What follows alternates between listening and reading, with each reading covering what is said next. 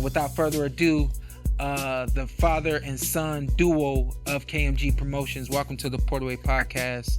Kasir, Mazzi Goldston, and his dad, brother Ty. How you guys doing today? We doing good.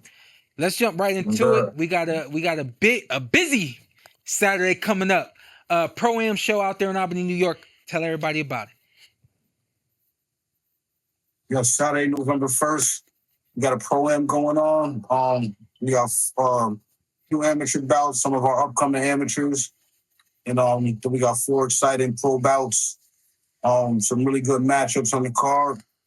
We got Showtime, Shawn Porter doing the commentating.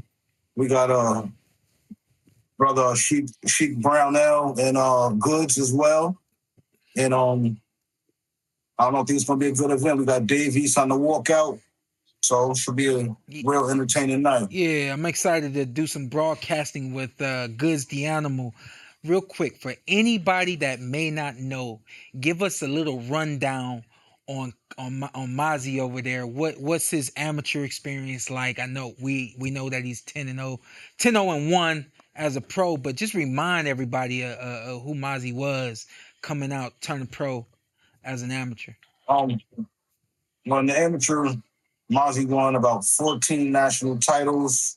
He won 6 overseas medals. Started bringing them overseas at the age of 15. So we did about 6 international tournaments. And he medaled at every one, 3 gold, 2 silver, and a bronze. Really should have been 5 gold, but you know how I go overseas. Yeah. And we was a little too young to compete for the Olympics at that time, where that's where his skill was gauged. He wasn't old enough to compete, and he never really had the dream to stick around and wait for the Olympics. So we ended up turning pro at 17, signing with Top Rank and Jay Prince. And pretty much that's the story up until he got pro, man. And then last year, was it the year before you guys part ways with Jay Prince and Top Rank? We parted ways in 22 or 23? It was actually September 2022. Okay. Well, this is what we definitely want to bring you guys back. We expect everything to go the way that you guys expected to go. We expected to go on Saturday. We're gonna bring you back, and we're gonna dig in a little bit deeper into your journey to this point, but just specifically to Saturday night. What's Mazzi looking like on Saturday night? Looking real good. We're fighting our opponent was probably our best opponent on paper. He's 13 wins, 1 loss, 10 knockouts. Tough kid coming out of Mexico. But like I said, Mazzi's right where I expect him to be right now, and he's been ready for the step up. So I expect people to really be able to see his pedigree Saturday night and what he's really made of. And when they talk about up and coming prospects, I feel like his name will start to be now in the talks for the people that forgot about him. Because those that know, but for the ones that don't, I think that this will be like an eye opener for them. I feel like it's always like that for some of us that don't get to turn pro on ESPN, right. Back in the day, HBO, Showtime. It's a lot of people in boxing that know, but it's a lot of people that don't. And when you finally get that opportunity to do it, I felt like the last time we came out there, he had a first-round knockout. The kid didn't look like he was in shape. I knew it was a lot of business stuff going on with preventing you guys from really having the big explosive night that you wanted to have, even though he got a stoppage to the body. Question for you, Mazzi. We got a guy in shape, ready to go this time. And if that's the case, how sharp are you going to look on fight night? I mean, my opponent coming in at his best is only going to bring the best out of me. So I train super hard this fight. I train super hard every fight. I put so many hours in, and I don't want to spoil anything, but if it's anything like the last one, I think this one going to be a little bit better. Mm-hmm. And that's just me grading my performance before I even go out there, because what I put into it, this camp, and what I know, what I'm expecting to put out there Saturday night is going to be even better than what I did on January 18th. So And I got all respect for your dad. It's at the Armory this weekend. You could DM the Real King Mazzi for tickets. With all respect to your pops, man. When boxing is at a haul up and some people ain't fighting, your dad's making a way for you. I take all respect for you, man. You keeping your kid active. You doing what you're supposed to do as a father, man. So I'll take my hat off to you for that. I appreciate that. That's love, Thank man. you, bro. Because some people don't do that, man. So you're a real father, real father. I don't know how it is outside the ring with him. I know you're on his ass, but I know you're holding it down for him in the ring. Right. You got one, Zittel, one and done. We're going to have you back next week. Okay, well, I got 2 in 1 then, Sean. All right, let's do it. That's how I'm going to do it. No, Kasir, and a question for your dad, too, this first part. We see this mold having a lot of success. Floyd Mayweather, Terrence Crawford, Keyshawn, Abdullah Mason coming up. And you got some of the attributes they do in that you got length. You got a long 72-inch reach, tall for the weight class. Floyd wasn't tall for the weight, but again, he had that length that all these guys I'm talking about have. You have it.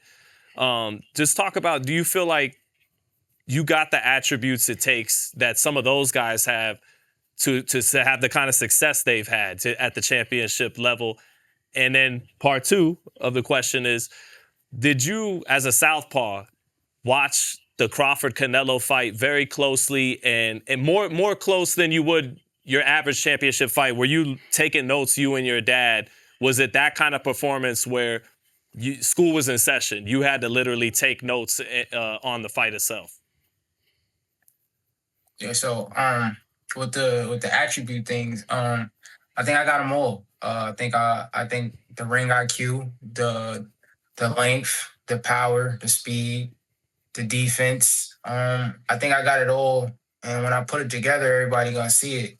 And I've been one of the top guys since the amateurs. And if you know me, you know I could really go out there and put on a great performance and could put on a great show. And on the Crawford fight, I studied that almost to every round to the T. Mm-hmm. Wrote down notes, everything, and gonna incorporate some of the things he did into that fight, into this fight. So one more, then we're gonna let you go. I don't know. Let me ask him a question. Yeah, go ahead. So listen, Mazzi, man, I'm a big fan of yours, man. I'm one of your newest fans. This Scruncho, by the way, where my bitches? Where my bitches? That's Scruncho. Yeah, I'm a comedian, man. So look, he was an assistant pimp. Yeah, assistant pimp. You know what I mean? Listen, homie. Now, what's your game plan? Do you ever think about once you get to the elite level and you find somebody that's as equal as you at every level, and you get in a ring with him and he matching you tit for tat? Where is your mental? What you think you do then, and how would you adapt to that situation? If you see somebody got all the qualities, everything that you got but more, what would you do? Because right now you're only thinking of being the best. What if you get somebody that might be a little bit? How do you adapt to that, and what would you do? At that point, it would just be mentality, and honestly, like how I look at boxing is, I think it's 90% mental, 10% physical, because how I look at fights and how I look at things is when you study the game, when people call it ring IQ, when you got enough ring IQ, you can make a lot of fights easier than it is. A lot of people go in there thinking it's just strength, force, and just pure fighting, but a lot of it goes down to the brain and how you think in there, how you calculate things, and knowing how to adjust on the spot, and knowing when things are not working, going to your corner and talking to your corner, and your corner talking back to you, and just really it comes down to the IQ and the mental things and that sort of stuff. And when it comes down to somebody matching you 100 to 100, it's really gonna come down to how you train and really your mentality. How the comedian come up in here and has the hardest question? I didn't even know how to answer. I said, "Go ahead, Mazzi." I mean, whatever you say, man, it's right, because I can't even answer that. Hey, listen, man, looking forward to getting out there. Tell everybody what time Saturday night they can catch the fights. Saturday night we got the amateurs kicking off at 4 o'clock to 6 p.m. 7 o'clock we roll around to the pros. So pull up to the Armory, 195 Washington Ave. And come watch some superstars. There it is. God bless you guys. We'll catch you in in a couple of days. Give me my drop, Sean. Give me my drop. Thank you. I got you.